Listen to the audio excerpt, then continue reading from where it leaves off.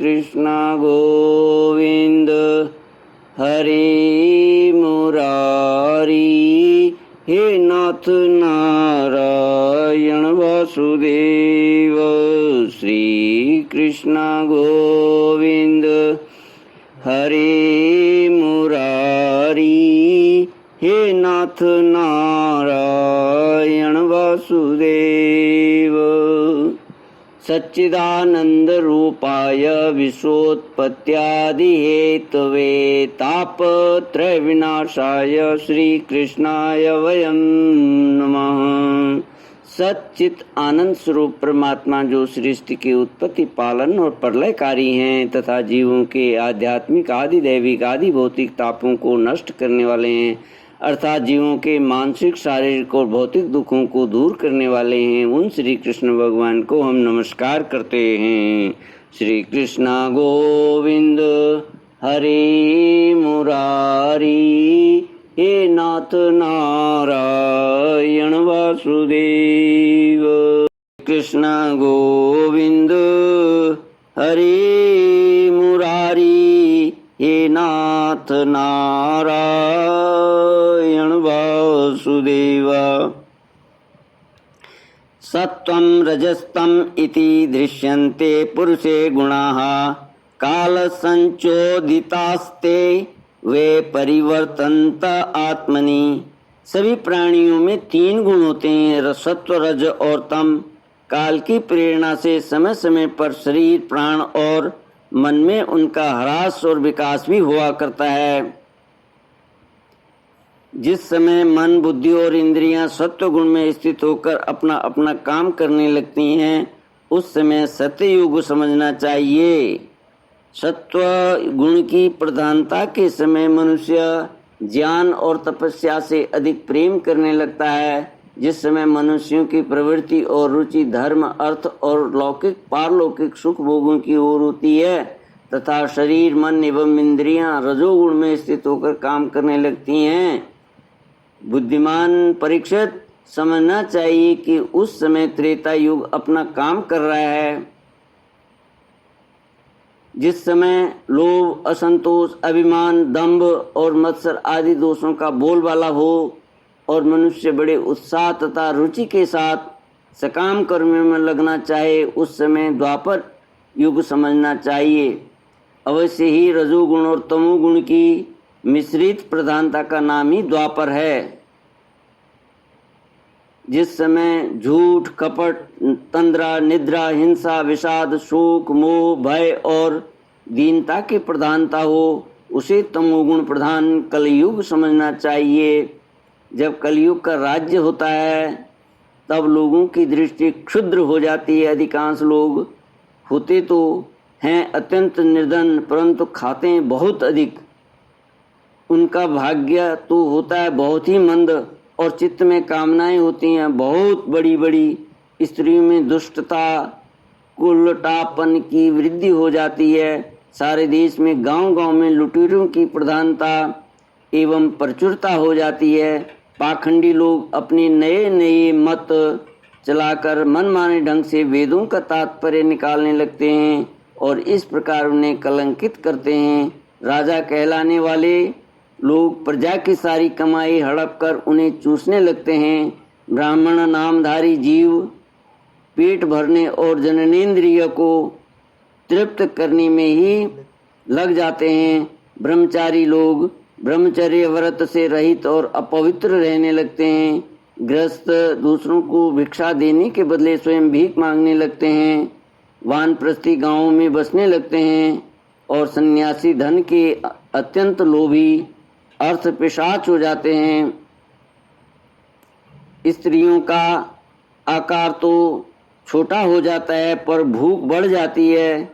उन्हें संतान बहुत अधिक होती है और वे अपनी कुल मर्यादा का उल्लंघन करके लाज हया जो उनका भूषण है छोड़ बैठती हैं। वे सदा सर्वदा कड़वी बात कहती रहती हैं और चोरी तथा कपट में बड़ी निपुण हो जाती हैं। उनमें साहस भी बहुत बढ़ जाता है। व्यापारियों की हृदय अत्यंत क्षुद्र हो जाते हैं। वे कौड़ी कौड़ी से निपटे रहते और छदाम के लिए धोखाधड़ी करने लगते हैं। और तो क्या आपत्तिकाल न होने पर तथा धनी होने पर भी वे निम्न श्रेणी के व्यापारों को, जिनकी सत्पुरुष निंदा करते हैं, ठीक समझने और अपनाने लगते हैं।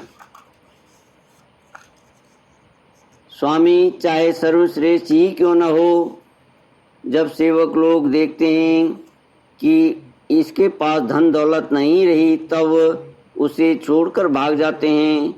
सेवक चाहे जितना भी पुराना क्यों न हो, परंतु जब वह किसी विपत्ति में पड़ जाते हैं तब स्वामी उसे छोड़ देते हैं।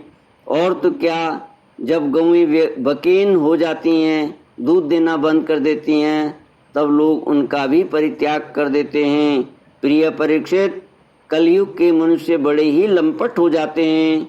वे अपनी काम वासना को तृप्त करने के लिए ही किसी से प्रेम करते हैं।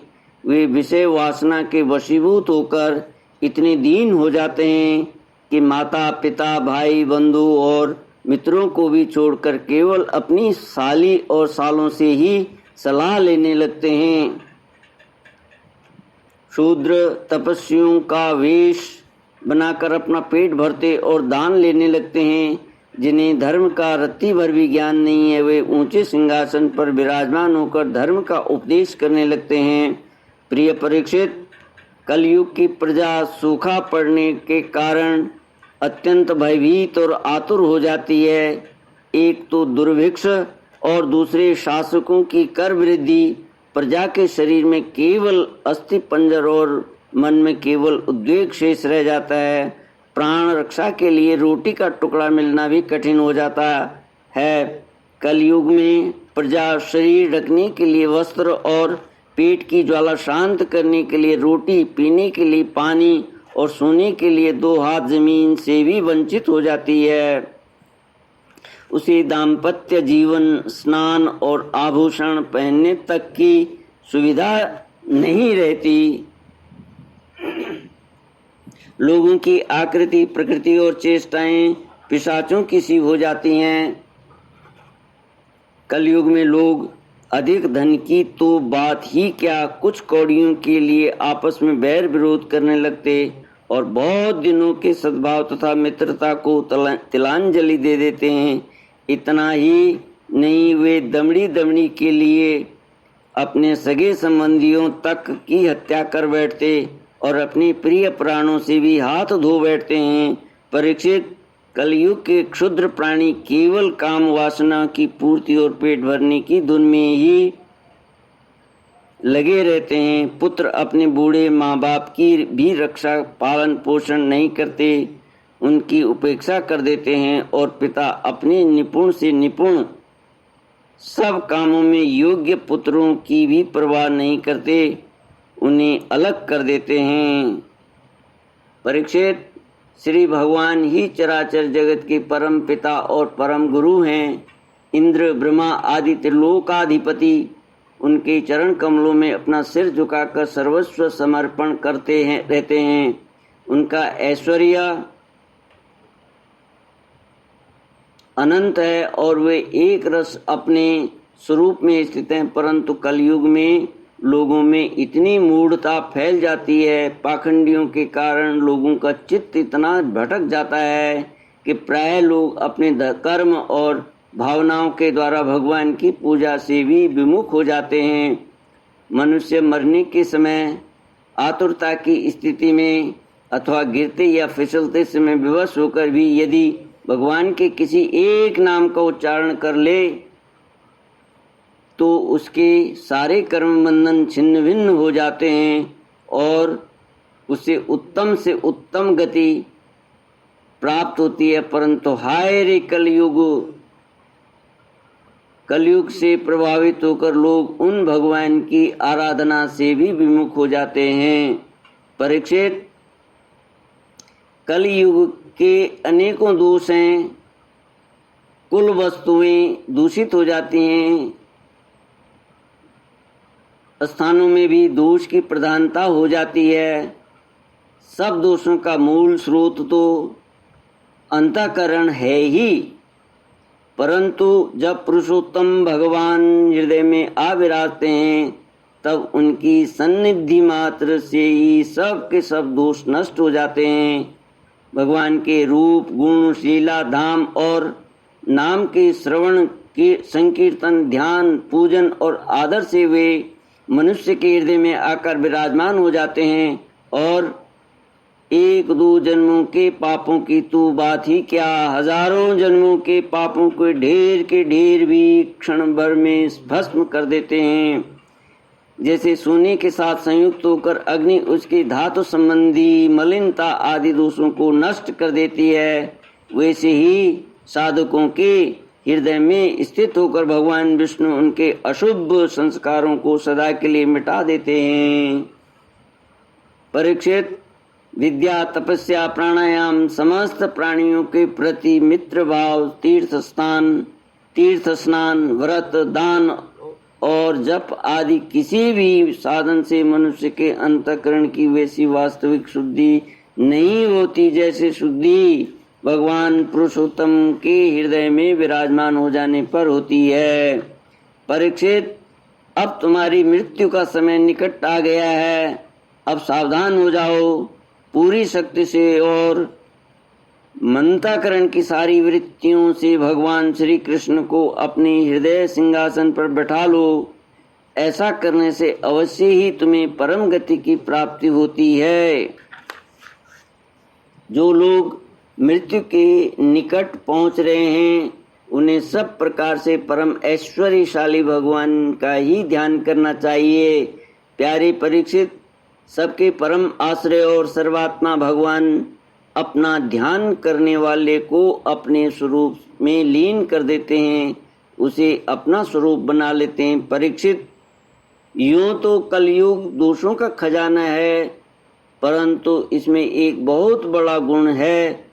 वह गुण यही है कि कलयुग में केवल भगवान श्री कृष्ण संकीर्तन करने मात्र से ही सारी आसक्तियां छूट जाती हैं और परमात्मा की प्राप्ति हो जाती है। सतयुग में भगवान का ध्यान करने से, त्रेता में बड़े बड़े यज्ञों के द्वारा उनकी आराधना करने से और द्वापर में विधि पूर्वक उनकी पूजा सेवा से जो फल मिलता है वह कलयुग में केवल भगवान नाम संकीर्तन से ही प्राप्त हो जाता है। श्री कृष्ण गोविंद हरे मुरारी, हे नाथ नारायण वासुदेव। इति श्रीमद्भागवते महापुराणे पारमहंस्यां संहितायां द्वादशस्कन्धे इति तृतीयोऽध्यायः। ओम पूर्णमद पूर्णमिदं पूर्णात् पूर्णमुदच्यते पूर्णस्य पूर्णमादाय पूर्णमेवावशिष्यते। ओम शांति शांति शांति। हरि ओम श्री